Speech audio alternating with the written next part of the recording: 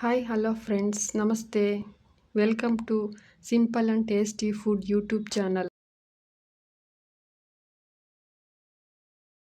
ಇವತ್ತು ನಾನು ನಿಮಗೆ ಶಾವಿಗೆ ಚಿತ್ರಾನ್ನ ಹೇಗೆ ಮಾಡೋದು ಅಂತ ತೋರಿಸ್ತಾ ಇದ್ದೀನಿ. ಮೊದಲಿಗೆ ನಾನು ಗಣೇಶ ರವೆ ಒತ್ತು ಶಾವಿಗೆ ಪ್ಯಾಕೆಟ್ ತೊಗೊಂಡಿದ್ದೀನಿ. ಒಗ್ಗರಣೆಗೆ 2 ಮೆಣಸಿನ್ಕಾಯಿ, ಕರಿಬೇವು ಸೊಪ್ಪು, ಕೊತ್ತಂಬರಿ ಸೊಪ್ಪು, 2 ಸಣ್ಣದಾಗಿ ಹಚ್ಚಿರೋ ಈರುಳ್ಳಿ ಮತ್ತು 1 ಕಪ್ಪು ಕಾಯಿ ತುರಿ ಮತ್ತು ನಾನು 2 ನಿಂಬೆಹಣ್ಣು ತೊಗೊಂಡಿದ್ದೀನಿ. ಮೊದಲು ಒಲೆ ಹಚ್ಕೊಂಡು ಒಂದು ಪಾತ್ರೆಯಲ್ಲಿ ನೀರು ಕಾಯಿಸ್ಕೊಳ್ಳೋಣ. ನೀರು ಕಾಯಬೇಕಾದ್ರೆ 1 ಸ್ಪೂನ್ ರುಚಿ ಹಾಕಬೇಕು ಮತ್ತು 1 ಸ್ಪೂನ್ ಎಣ್ಣೆ ಹಾಕಿ ನೀರನ್ನು ಕಾಯಿಸ್ಕೋಬೇಕು. ನೀರು ಕಾದಾದಮೇಲೆ ನಾನು ಈ ಕಪ್ ತೊಗೊಂಡಿದ್ದೀನಿ ನೋಡಿ, ಈ ಕಪ್ ಅಳತೆಯಲ್ಲಿ ನಾನು 5 ಕಪ್ಪು ಶಾವಿಗೆ ಹಾಕ್ತಾಯಿದ್ದೀನಿ. 5 ಕಪ್ಪು ಶಾವಿಗೆನ ಹಾಕಬೇಕು. 5 ಕಪ್ ಶಾವಿಗೆ ಹಾಕಾದ್ಮೇಲೆ ಅದು ನೀರಲ್ಲಿ ಒಂದು 3 ನಿಮಿಷ ಬೇಯಕ್ಕೆ ಹಾಗೆ ಬಿಡಬೇಕು.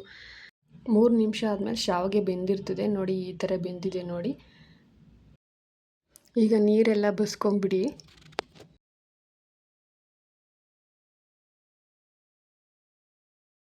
ಈಗ ನಾನು ಒಲೆ ಮೇಲೆ ಒಂದು ಬಾಣಲಿ ಇಟ್ಟು ಅದಕ್ಕೆ 1 ಸ್ಪೂನ್ ಎಣ್ಣೆ ಹಾಕಿ ಕಡಲೆ ಬೀಜನ ಫ್ರೈ ಮಾಡ್ಕೊತಾ ಇದ್ದೀನಿ. ಕಡಲೆ ಬೀಜ ಚೆನ್ನಾಗಿ ರೋಸ್ಟ್ ಆಗೋ ತನಕ ಫ್ರೈ ಮಾಡ್ಕೊಳ್ಳಿ.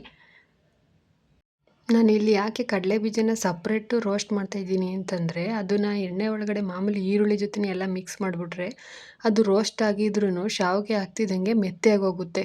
ಅದಷ್ಟು ಕ್ರಿಸ್ಪಿ ಇರಲ್ಲ ಫ್ರೆಂಡ್ಸ್, ಚೆನ್ನಾಗಿರಲ್ಲ ಅದು ಟೇಸ್ಟು. ಹಂಗಾಗಿ ನಾನು ಫಸ್ಟೇ ಕಡಲೆ ಬೀಜನ ರೋಸ್ಟ್ ಮಾಡಿಕೊಂಡು ಎತ್ತಿಟ್ಕೊಬಿಡ್ತೀನಿ, ಆಮೇಲೆ ಇದನ್ನು ಮಿಕ್ಸ್ ಮಾಡ್ಕೊತೀನಿ. ನೋಡಿ, ಈಗ ಕಡಲೆ ಬೀಜ ಫ್ರೈ ಆಗಿದೆ. ಇದನ್ನ ನಾನು ಒಂದು ಬೌಲ್ಗೆ ತೊಗೊಂಡ್ಬಿಡ್ತೀನಿ. ನೆಕ್ಸ್ಟು ಅದೇ ಬಾಣಲಿ ಇಟ್ಟು ನಾನು ಅದಕ್ಕೊಂದು 4 ಸ್ಪೂನ್ ಎಣ್ಣೆ ಹಾಕಿದ್ದೀನಿ. ಎಣ್ಣೆ ಕಾದ್ಮೇಲೆ ಅದಕ್ಕೆ ಒಗ್ಗರಣೆಗೆ ಅಂತ ನಾನು ಸಾಸಿವೆ ಹಾಕ್ತೀನಿ. 1 ಸ್ಪೂನ್ ಸಾಸಿವೆ ಹಾಕಿ ಸಾಸಿವೆ ಸಿಡಿದ್ಮೇಲೆ ಅದಕ್ಕೆ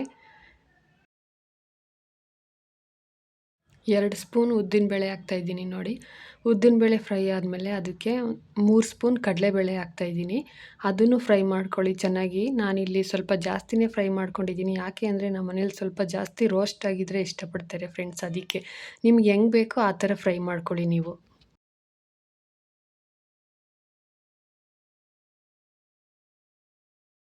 ನೆಕ್ಸ್ಟ್ ಇದಕ್ಕೆ ಕರಿಬೇವು ಹಾಕಿ ಮತ್ತು ಕಟ್ ಮಾಡ್ಕೊಂಡಿದ್ರಲ್ಲ 2 ಮೆಣಸಿನ್ಕಾಯಿ ಹಾಕಿ.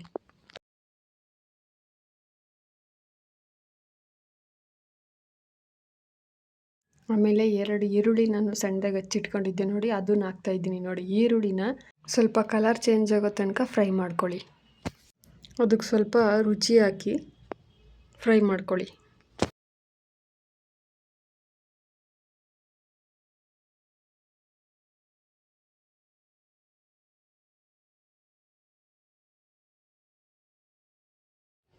ಒಂದು ಅರ್ಧ ಸ್ಪೂನ್ ಅರಿಶಿನದ ಪುಡಿ ಹಾಕಿ ಫ್ರೆಂಡ್ಸ್. ಇಲ್ಲಿ ನಾನು ಸ್ವಲ್ಪ ಜಾಸ್ತಿನೇ ಹಾಕಿದ್ದೀನಿ. ಯಾಕೆ ಅಂದರೆ ಇದು ಆರ್ಗ್ಯಾನಿಕ್ ಅರಿಶಿನ, ಜಾಸ್ತಿ ಕಲರ್ ಬರಲ್ಲ, ಹಂಗಾಗಿ ನಾನು ಜಾಸ್ತಿ ಅರಿಶಿನನೇ ಯೂಸ್ ಮಾಡಿದ್ದೀನಿ. ಈಗ ಎಲ್ಲ ಮಿಕ್ಸ್ ಆಗಿ ಚೆನ್ನಾಗಿ ಫ್ರೈ ಆಗಿದೆ. ಈಗ ಫಸ್ಟು ನಾವು ಶಾವಿಗೆ ಬೇಯಿಸ್ಕೊಂಡಿದ್ವಲ್ಲ ನೋಡಿ, ನೀರು ಬಸ್ತಾದ್ಮೇಲೆ ಈ ಥರ ಆಗಿದೆ ನೋಡಿ. ಇದನ್ನು ನೀವು ಬಾಣಲಿಗೆ ಹಾಕಿ ಮಿಕ್ಸ್ ಮಾಡಿ. ಅದಕ್ಕೆ 1 ಕಪ್ ಕಾಯಿ ತುರಿ ಹಾಕಿ, ಸ್ವಲ್ಪ ಕೊತ್ತಂಬರಿ ಸೊಪ್ಪು ಹಾಕಿ. ಈಗ ಬಾಣಲಿ ತುಂಬ ಆಗಿದೆ ನೋಡಿ ಫ್ರೆಂಡ್ಸ್, ಇದ್ರಲ್ಲಿ ನಾನು ಮಿಕ್ಸ್ ಮಾಡೋಕ್ಕಾಗಲ್ಲ ಅಂತಂದ್ಬಿಟ್ಟು ಪಾತ್ರೆ ಚೇಂಜ್ ಮಾಡ್ಕೊತಾ ಇದ್ದೀನಿ.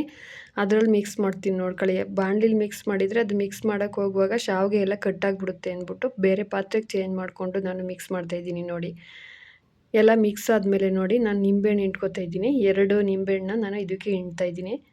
2 ನಿಂಬೆಹಣ್ಣು ಹಿಂಡಾದ್ಮೇಲೆ ನಾನು ಎಲ್ಲನೂ ಚೆನ್ನಾಗಿ ಮಿಕ್ಸ್ ಮಾಡ್ಕೊಂಡಿದ್ದೀನಿ ನೋಡಿ.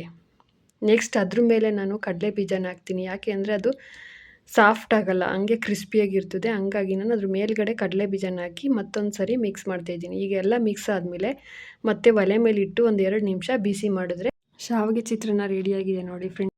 ಈ ರೆಸಿಪಿ ಇಷ್ಟ ಆಗಿದ್ರೆ ಒಂದು ಲೈಕ್ ಮಾಡಿ ಮತ್ತು ಚಾನಲ್ ಸಬ್ಸ್ಕ್ರೈಬ್ ಮಾಡಿ.